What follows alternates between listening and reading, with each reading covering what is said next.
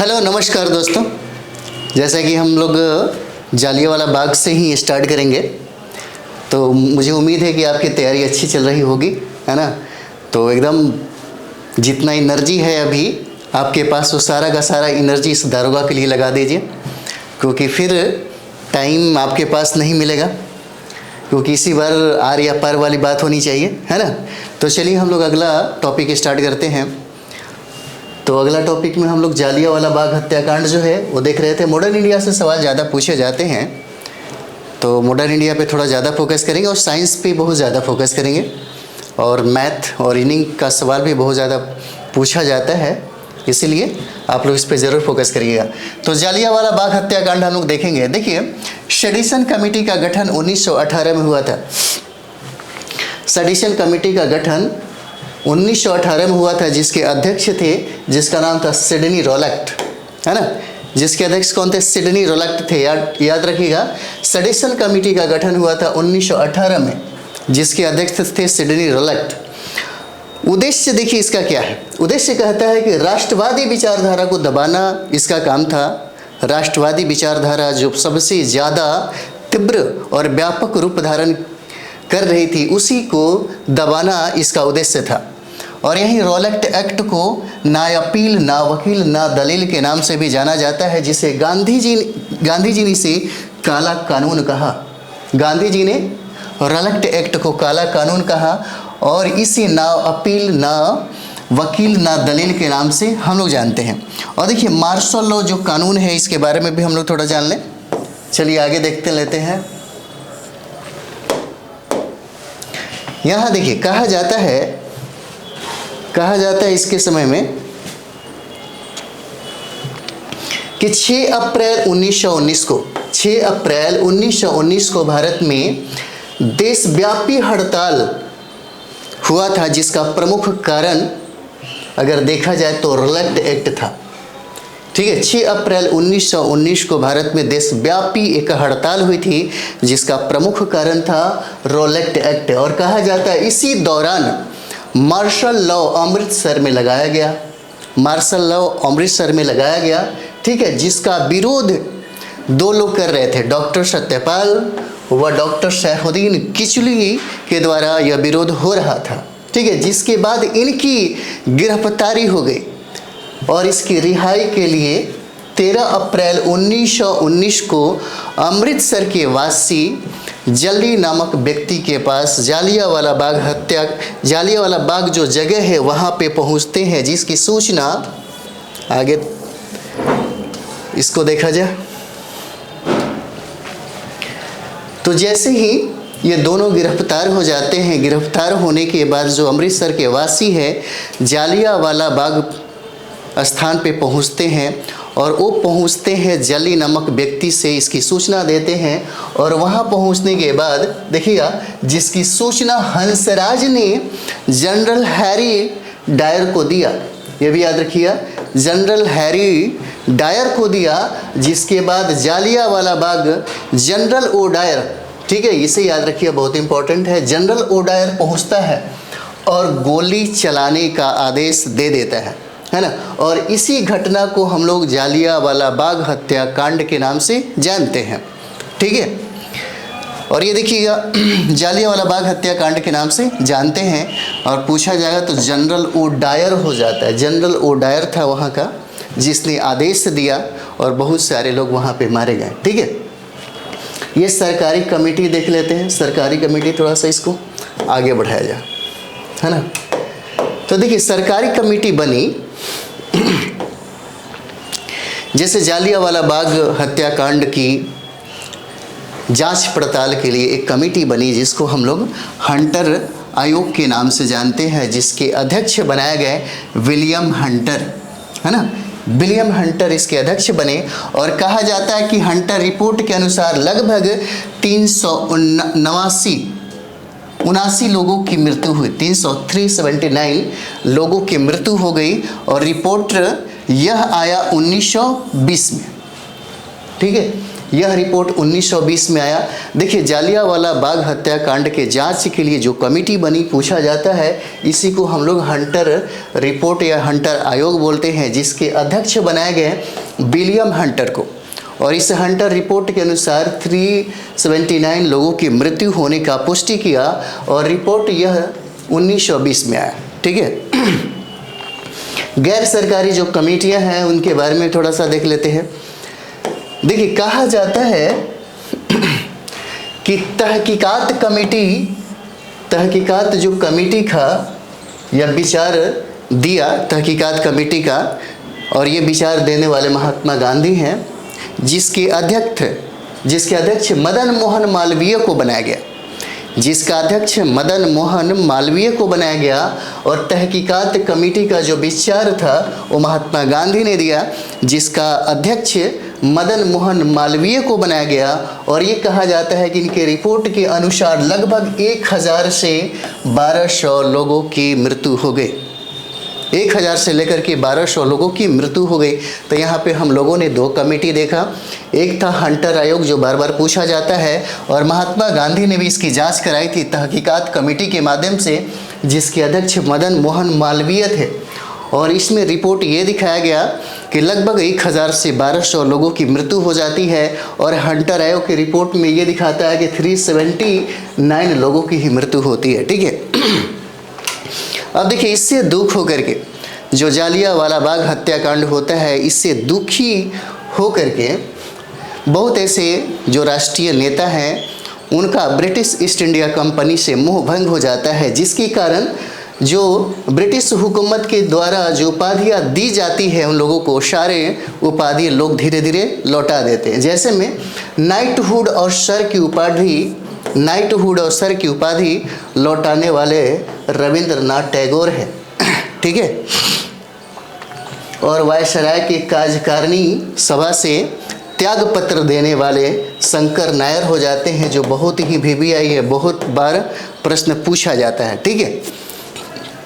जालियांवाला बाग हत्याकांड से क्षुब्ध होकर के रविंद्रनाथ टैगोर ने नाइटहुड और सर की उपाधि त्याग दी।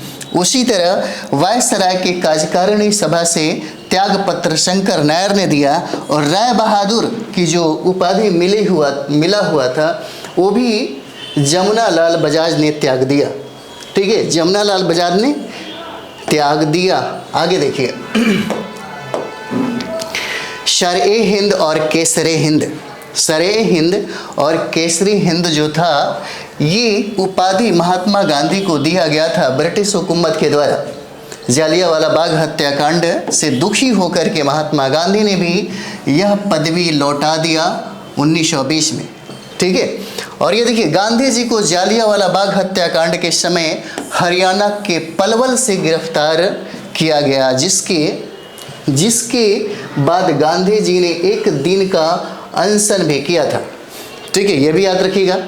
जालियांवाला बाग हत्याकांड के विरोध करने के एवज में देखिए, महात्मा गांधी को भी हरियाणा के पलवल से गिरफ्तार कर लिया गया, इसे याद रखेंगे।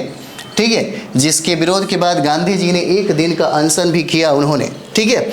और जालियांवाला बाग हत्याकांड के समय भारतीय वायसराय चेम्सफोर्ड था, जो पूछा जाता है आपसे। ठीक है। जालियांवाला बाग हत्याकांड 13 अप्रैल 1919 को होता है।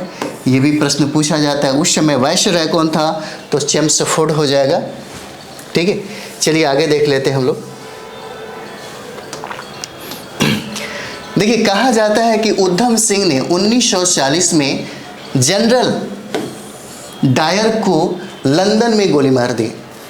जैसे आप देखिएगा, ये जालियांवाला बाग हत्याकांड में जो भारत के अमृतसर में जो बहुत सारे लोग मारे गए थे, लगभग 1000 से 1200 जो लोग थे मारे गए, और बहुत सारे लोग घायल हो जाते हैं। उसी से क्षुब्ध होकर के ये जो उधम सिंह है, ये इन्होंने बदला लेने की सोचा, और इन्होंने ही जनरल जो डायर थे उनको गोली मार दिया, लंदन में मार दिए, जिनका समाधि स्थल पूछा जा सकता है, समाधि स्थल ब्रिस्टल में है। ब्रिस्टल कहाँ पे है? लंदन में है। ठीक है। उधम सिंह ने उधम सिंह ने गोली ही मार दी। जालियांवाला बाग हत्याकांड जानबूझकर करवाया गया, यह बात CF एंड्रूज ने कहा।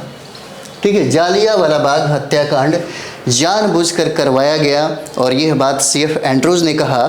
जालियांवाला बाग हत्याकांड का जो सेनापति था जनरल ओडायर, उसको गोली मार करके हत्या करने वाला उधम सिंह है और यह उनको भी वहीं पे उनकी मृत्यु हो जाती है, जिनकी समाधि स्थल ब्रिस्टल लंदन में है। देखिए, डंडा फौज की स्थापना चमनदीप ने किया, ये भी याद रखिएगा, है ना। डंडा फौज की स्थापना चमनदीप ने किया, ये भी याद रखेंगे आप लोग। अगला देखिएगा, अगला जो है हम लोग का, थोड़ा सा इसको आगे बढ़ाया जा। देखिए 1919 खिलाफत आंदोलन हम लोग देखेंगे। 1919 में खिलाफत आंदोलन होता है, सब डेट याद रखिएगा, ठीक है। देखिए, खिलाफत आंदोलन तुर्की से प्रारंभ हुआ, है ना। खिलाफत आंदोलन तुर्की से प्रारंभ हुआ था, जिसका प्रमुख कारण खलीफा पद का अंत होना। भारत में खिलाफत आंदोलन शौकत अली और मोहम्मद अली ने प्रारंभ किया, जिसके अध्यक्ष महात्मा गांधी, जिसका विरोध मोहम्मद अली जिन्ना ने किया, ठीक है। और खिलाफत आंदोलन का देखिए, उस समय ब्रिटिश ईस्ट इंडिया कंपनी यानी कि अंग्रेज़ों के बीच में मतभेद हो गई थी और तुर्की को ख़त्म करने, यानी कि तुर्की के जो खलीफा थे, तुर्की के खलीफा का कहने का मतलब ये है कि मुस्लिम जगत में या मुसलमान के जो उनका जो एक समाज है, इसमें बहुत ही सर्वोच्च पद माने जाते हैं। खलीफा का स्थान सभी लोगों का एक अध्यात्म के क्षेत्र में बहुत ही स्ट्रॉन्ग होता है।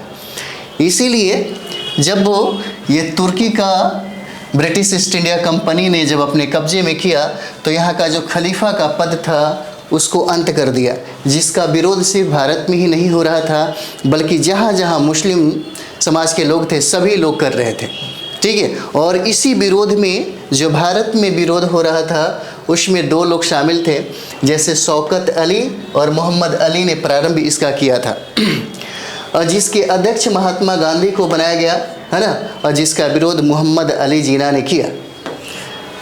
यहाँ पे देखिए, हागिया सोफिया मस्जिद, ये है, आपको तुर्की में पूछा जा सकता है, ठीक है। अगला हम लोग देखेंगे यहाँ पे 1920 का घटना देखिएगा।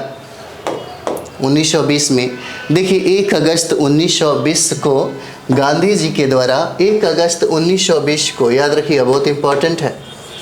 1 अगस्त 1920 को महात्मा गांधी के द्वारा असहयोग आंदोलन प्रारंभ किया गया।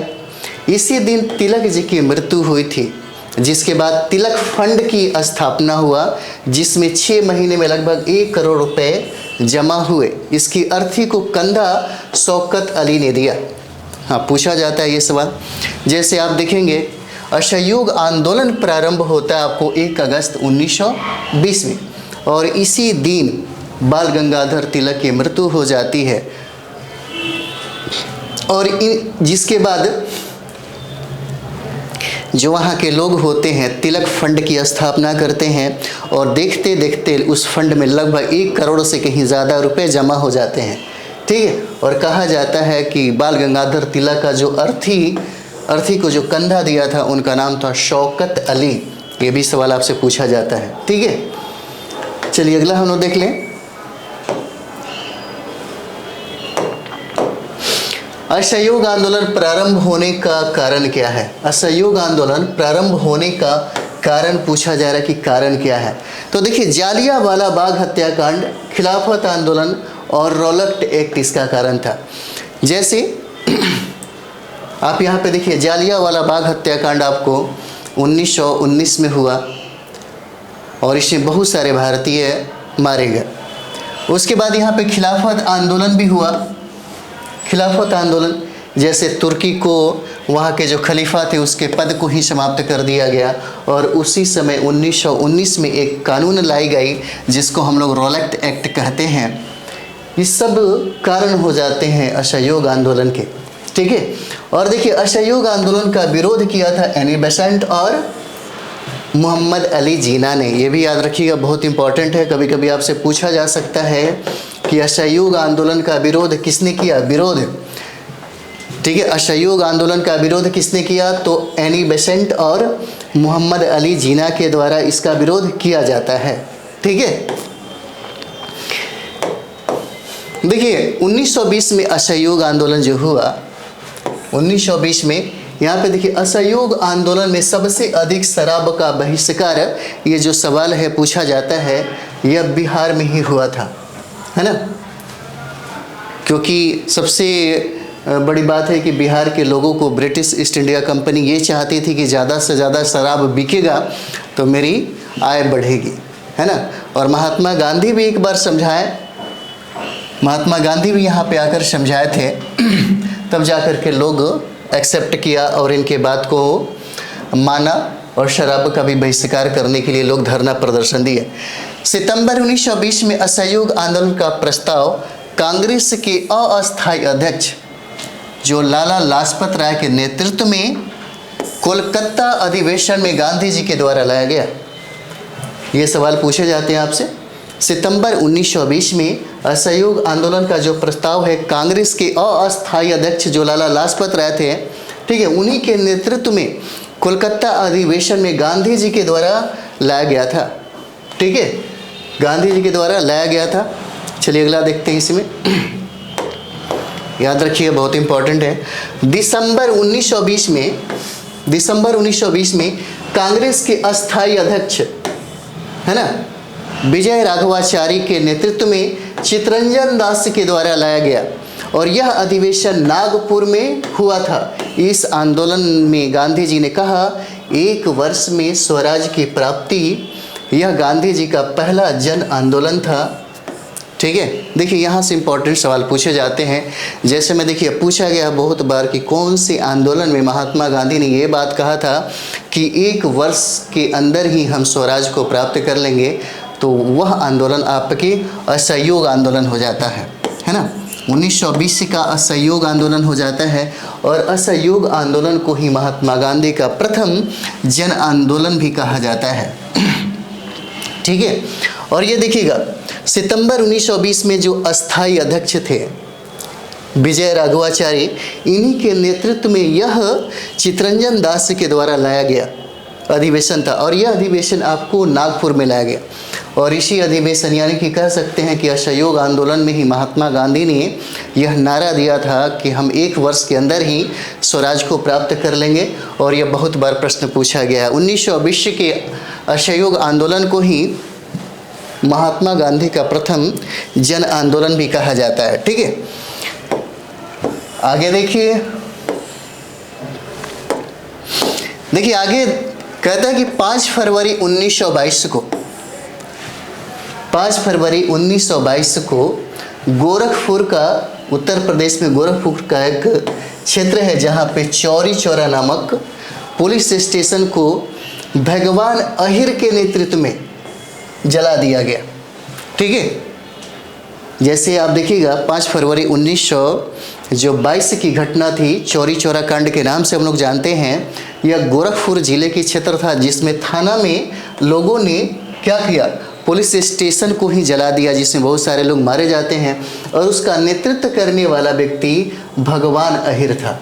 ठीक है, इसी घटना को हम चौरी चौरा कांड के नाम से जानते हैं। इसी कांड के बाद महात्मा गांधी ने दुखी होकर बारदौली से, पूछा जाता है कहाँ से, तो बारदौली से, बारदौली कहाँ पे है, गुजरात में, बारदौली से डॉक्टर मुंजे एवं एसएन सेन के नेतृत्व में 12 या 13 फरवरी 1922 को असहयोग आंदोलन बंद करने का निर्णय लिया। ठीक है, और इसे हिमालय जैसी भूल कहा गया। ठीक है, इसे हिमालय जैसी भूल कहा गया। चौरी चौरा कांड ये भी पूछा जाता है 1922 में हुआ। क्यों हुआ, तो चौरी चौरा ये गोरखपुर का क्षेत्र हो जाता है। ठीक है, और यहाँ पे देखिए इसी स्टेशन को लोगों ने जला दिया और उसका नेतृत्व भगवान अहिर नामक एक व्यक्ति कर रहे थे। ठीक है, इस घटना से सबसे ज़्यादा दुखी होकर महात्मा गांधी ने बारदौली से इसे बंद करने का निर्देश दिया। ठीक है, निर्देश दिया और यह डॉक्टर मुंजे एवं एसएन सेन के नेतृत्व में 11, 12, 13 फरवरी 1922 को असहयोग आंदोलन बंद करने का आदेश दिया गया। इसे हिमालय जैसी भूल भी कहा गया। ठीक है, चलिए अगला देखा जाए। 1920 में देखिए गुजरात विद्यापीठ की स्थापना होती है। 1920 में गुजरात विद्यापीठ की स्थापना होती है, जो गुजरात में है। इसकी स्थापना जो करता है, इसका स्थापना जो किया वो महात्मा गांधी के द्वारा होता है। 1920 में ही जामिया इस्लामिया जो दिल्ली में है उसकी स्थापना किया गया, और इसकी स्थापना जाकिर हुसैन ने किया था 1920 में ही। 1921 में काशी विद्यापीठ की स्थापना होती है। काशी विद्यापीठ की स्थापना होती है और इसका स्थापना भगवान दास ने किया और शिव व प्रसाद गुप्त के द्वारा इसकी स्थापना किया जाता है, काशी विद्यापीठ की। ठीक है, चलिए यहाँ देखा जाए थोड़ा। असहयोग आंदोलन बंद करने का विरोध, असहयोग आंदोलन बंद करने का विरोध चितरंजन दास, मोतीलाल नेहरू और सुभाष चंद्र बोस ने बहुत ही ज़्यादा किया। असहयोग आंदोलन को, असहयोग आंदोलन को बंद करने का जो विरोध है वो चितरंजन दास, मोतीलाल नेहरू और सुभाष चंद्र बोस के द्वारा किया जाता है। और सुभाष जी ने कहा यह राष्ट्रीय संकट से कम नहीं है। सुभाष चंद्र बोस ने कहा कि यह राष्ट्रीय संकट से कम नहीं है। चौरी चौरा कांड के दोषियों को बचाने के लिए गोविंद बल्लभ पंत आए थे। ठीक है, ये देखिए कहता है कि चौरी चौरा कांड के जो दोषी को बचाने के लिए गोविंद बल्लभ पंत आए थे, और चौरी चौरा कांड के कारण गांधी जी को 6 वर्षों की सजा न्यायाधीश ब्रूमफील्ड ने सुनाया था। चौरी चौरा कांड के कारण महात्मा गांधी को 6 वर्ष की जो सजा दिया गया था, वो न्यायाधीश ब्रूमफील्ड ही था जो सुनाया था, जो कि पथरी या स्टोन या अस्मरी बीमारी के कारण 1924 में रिहा हो गए। ठीक है, रिहा हो गए। उसके बाद यहाँ पे देखते हैं हम लोग, उसके बाद आगे हम लोग देखेंगे। रविन्द्रनाथ टैगोर ने कहा था वस्तुओं को जलाना निष्ठुर बर्बादी है। उस समय रविन्द्रनाथ टैगोर ने बात कहा था कि वस्तुओं को जलाना निष्ठुर क्या है, बर्बादी है। चलिए अगला हम लोग टॉपिक देखते हैं।